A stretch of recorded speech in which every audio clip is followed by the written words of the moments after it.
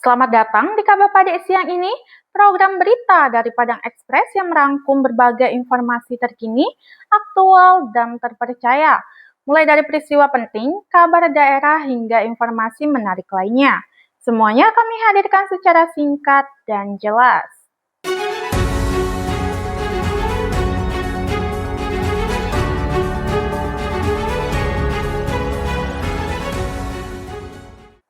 Inilah Kabar Pade siang ini, rangkuman berita khusus untuk sanak semua. Sana, kita awali Kabar Pade siang ini dengan informasi pertama. Dikutip dari @BBC Indonesia, 4 mahasiswa ambruk saat demonstrasi di dekat Bundaran Hotel Indonesia, Jakarta Pusat, Selasa 18 Agustus. Setelah terlibat situasi tegang dengan aparat, mereka mengalami kondisi berbeda. Ada yang cedera setelah terjadi dorong-dorongan dengan aparat, sementara lainnya mengalami kekurangan oksigen. Para mahasiswa tersebut dihadang aparat saat hendak menuju ke Bundaran HI. Aksi ini digelar sehari setelah peringatan Hari Kemerdekaan RI ke-81, karena mereka menilai Indonesia masih belum sepenuhnya merdeka. 4 mahasiswa ambruk dalam aksi demonstrasi di dekat Bundaran Hotel Indonesia. 1 diantaranya dilarikan ke ambulans, 2 lainnya cedera setelah aksi dorong-dorongan dengan aparat kepolisian, dan 1 lainnya karena kelelahan akibat kekurangan oksigen. Para mahasiswa ini merupakan gabungan dari Universitas Indonesia, Universitas Pancasila, dan juga UHAMKA. Mereka menggelar aksi demonstrasi 1 hari setelah peringatan Hari Kemerdekaan Indonesia ke-81. Menurut salah satu perwakilan dari BEM UI, mereka menggelar aksi demonstrasi pada hari ini karena menilai Indonesia belum sepenuhnya merdeka dari korupsi, kolusi, dan nepotisme atau KKN. Apalagi di tengah kasus dugaan korupsi makan bergizi gratis. Apalagi dalam pidato Presiden Prabowo juga tidak menyinggung kasus-kasus dugaan keracunan dan juga pemborosan proyek makan bergizi gratis yang mencapai 10 triliun rupiah per tahunnya. Namun aksi mahasiswa ini dihadang oleh aparat kepolisian yang berjaga sekitar 1 km dari Bundaran Hotel Indonesia. Hal itu tidak menghentikan aksi mereka untuk menyuarakan aspirasi dan juga orasi mereka. Dalam pernyataannya, para mahasiswa mengatakan bahwa mereka akan tetap berusaha untuk mencapai titik lokasi, yaitu persis di Bundaran Hotel Indonesia. Berita kedua, dikutip dari @tutur media digital. Di tengah hujan deras dan arus sungai yang kuat, seorang anak SD menunjukkan keberanian luar biasa demi menolong temannya. Aksi heroik ini terjadi di wilayah Seipaham, Kecamatan Seikepayang, Kabupaten Asahan, Sumatera Utara. Dalam video yang beredar, 2 perahu kecil yang membawa anak-anak sekolah terlihat melintasi sungai. Namun salah satu perahu tiba-tiba mogok dan nyaris terbawa arus deras. Melihat temannya dalam bahaya, seorang anak dengan sigap membelokkan perahunya, lalu menarik perahu yang mogok agar temannya tidak terjebak dan tetap bisa melanjutkan perjalanan dengan aman. Di usianya yang masih belia, keberanian dan kepeduliannya menjadi contoh nyata tentang kesetia kawanan dan saling menolong. Keberaniannya tidak selalu datang dari mereka yang sudah dewasa. Salut untuk aksi heroiknya.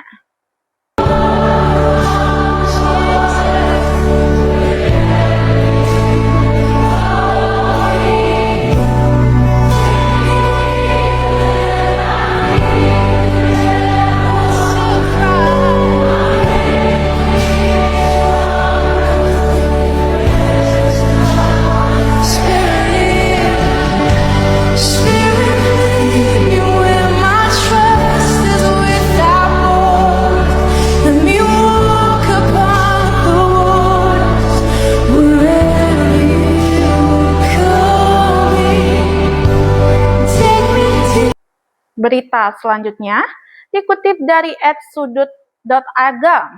Bukan sekedar panjat pinang, tradisi unik ini justru menghadirkan aksi Panjek Barua yang menarik perhatian warga.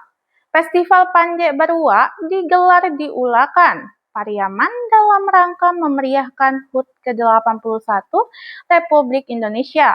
Dalam video terlihat sebuah pohon kelapa dengan sejumlah hadiah di bagian atasnya. Peserta pun ditantang untuk menaklukkan pohon tersebut dengan cara yang unik dan menghibur. Aksi ini menjadi tontonan menarik sekaligus menghadirkan semarak perayaan kemerdekaan di tengah masyarakat. Selain menghibur, festival ini juga menjadi bagian dari cara masyarakat melestarikan tradisi dan mempererat kebersamaan.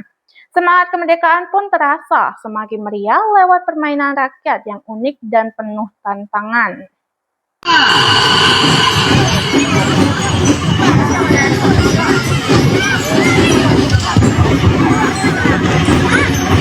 Tampaknya semuanya kurang bersemangat.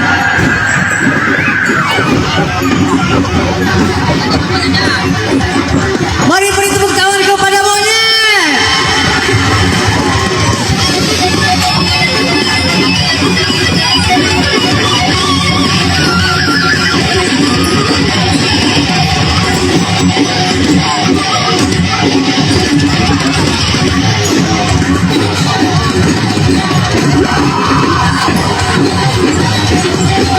Ayo baru.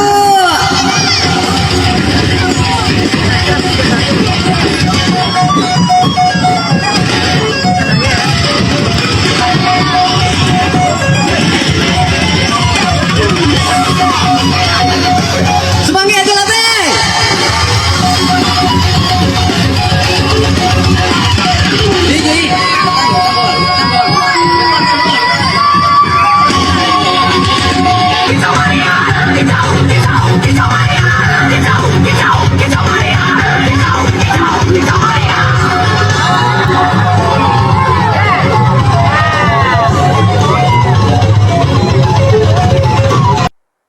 Berita selanjutnya dikutip dari @padang_tv.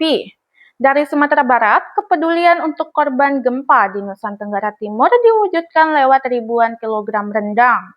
Masyarakat Sumatera Barat bersatu menggalang bantuan bagi warga terdampak bencana.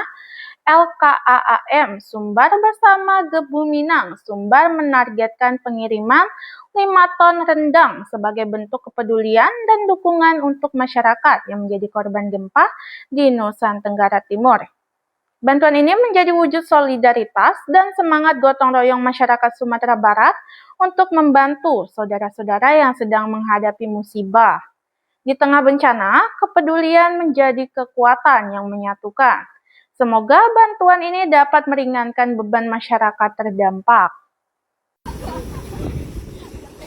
Kepedulian masyarakat Sumatera Barat terhadap korban gempa di Nusa Tenggara Timur terus ditunjukkan melalui gerakan kemanusiaan. LKAAM Sumatera Barat bersama Gebu Minang Sumbar menargetkan pengiriman hingga 5 ton rendang untuk membantu memenuhi kebutuhan pangan para korban. Aksi memasak rendang digelar di kantor LKAAM Sumbar pada Senin siang.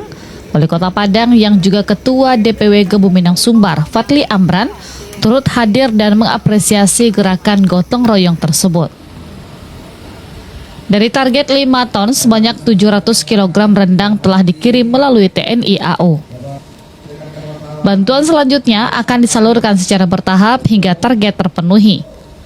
Fadli Amran menyebut Gebu Minang Sumbar akan mengerahkan potensi yang ada untuk mendukung pengumpulan bantuan. Pihaknya juga akan berkoordinasi dengan pemerintah daerah, yayasan dan Basnas untuk membuka ruang donasi bagi masyarakat. Menurutnya, pengalaman menghadapi bencana di Sumatera Barat menunjukkan bantuan pangan sangat dibutuhkan masyarakat terdampak. Karena itu, gerakan ini diharapkan dapat meringankan beban saudara-saudara di NTT. Tentu untuk Gebu Minang Sumatera Barat kita akan usahakan, tadi sudah saya sampaikan kepada bundo-bundo yang hadir bahwasanya perlu lebih kurang 9-10 hari kalau keperlengkapannya lengkap. Nah, sehingga tentu ini yang kita usahakan. Tadi pun juga saya terinspirasi dari Bapak Profesor Fauzi Bahar atau Sati. Insya Allah kita akan pun juga kerahkan ya, baik dari Pemda, dari kita bersama untuk memberikan bantuan khusus untuk masyarakat yang terdampak di Nusa Nusa Tenggara Timur. Mudah-mudahan ini bisa sedikit meringankan keadaan mereka. Karena kita juga sudah pengalaman seperti yang Pak Datuk sampaikan bahwa bencana tanggal 3 Agustus kemarin, November, dan juga bencana-bencana sebelumnya termasuk gempa, itu kemudahan bantuan ini pun juga sangat diperlukan oleh beliau-beliau, khusus pangan ini. Himbauan untuk masyarakat agar ikut membantu seperti apa? Ya, nanti kita akan coba, khususnya di Kota Padang, kita akan coba galang, ya. Nanti pun juga akan kita minta yayasan ataupun Basnas ini membuka rekening seperti apa yang sudah kita lakukan di kegiatan HJK untuk masyarakat yang terdampak 3 Agustus. Ini pun juga akan kita gaungkan kembali. Izin pada Tua, tentu ini bersama-sama dengan apa yang sudah diusahakan oleh Kubu Minang Pusat dan juga oleh Alkam Sumatera Barat, sehingga ini bersama-sama mudah-mudahan menjadi ini motor sampai usaha gitu bersama. Selain Elkam dan Gebu Minang, gerakan ini juga melibatkan para pengusaha rendang di Kota Padang dan sejumlah pihak lainnya. Masyarakat diajak bersama-sama bergotong royong agar target 5 ton rendang untuk korban gempa NTT dapat segera terwujud. Randi Eka Putra, Padang TV. Berita selanjutnya dikutip dari @20detik.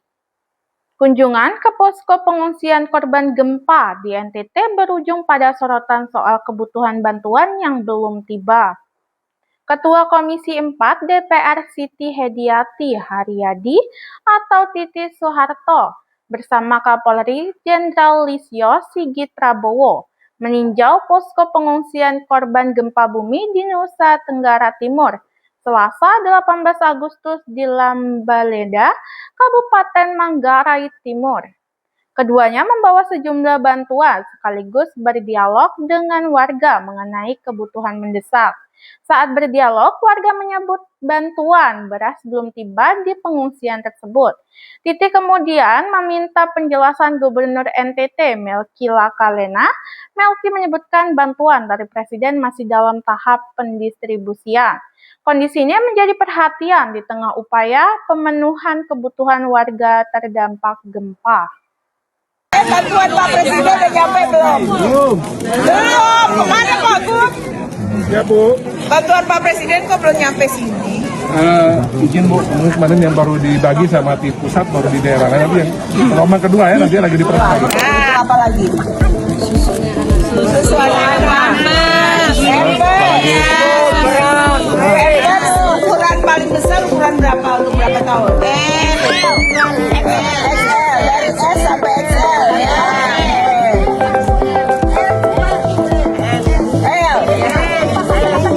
Oke, ya terus apa lagi? Beras. Ya, sampai sini. Bantuan Pak Presiden udah nyampe belum? Belum. Kemana Pak Gub? Ya Bu. Bantuan Pak Presiden kok belum nyampe sini? Izin Bu, kemarin yang baru dibagi sama di pusat, baru di daerah lain. Nanti yang gelombang kedua ya, nanti lagi diperlukan. Nah, jadi dapat oleh-oleh, dapat bantuan dari Pak Presiden. Nanti mudah-mudahan segera ya Pak disampaikan ya. Nanti yang gelombang kedua ya, kemarin baru gelombang 1. Berita terakhir dikutip dari @kumparan.com. Kesempatan baru terbuka bagi guru PPPK paruh waktu. DPR bersama pemerintah tengah memfinalisasi pembahasan status mereka dengan peluang beralih menjadi PPPK penuh waktu pada 2027. Menteri PAN RB Rini Widiantini menyebutkan saat ini terdapat 955.245 guru berstatus PPPK dan 231.246 diantaranya merupakan PPPK paruh waktu. Pemerintah juga memproyeksikan kebutuhan guru nasional mencapai 526.689 formasi, mencakup berbagai satuan pendidikan di bawah Kementerian Agama, Kemendikdasmen, Sekolah Rakyat, dan Sekolah Garuda. Selain peluang menjadi PPPK penuh waktu pada 2027, guru PPPK juga akan diberikan kesempatan mengikuti seleksi menjadi PNS yang diperkirakan dibuka pada awal 2027. Pemerintah juga akan membuka formasi untuk memenuhi proyeksi kebutuhan guru nasional pada 2026. termasuk untuk sekolah rakyat, sekolah terintegritas, dan sekolah Garuda. Pada hari ini kami sudah sampai pada finalisasi hasil rapat mengenai status guru P3K paruh waktu, P3K yang mau jadi PNS di lingkungan Kemendikbudrismen, termasuk guru madrasah negeri dan guru TK.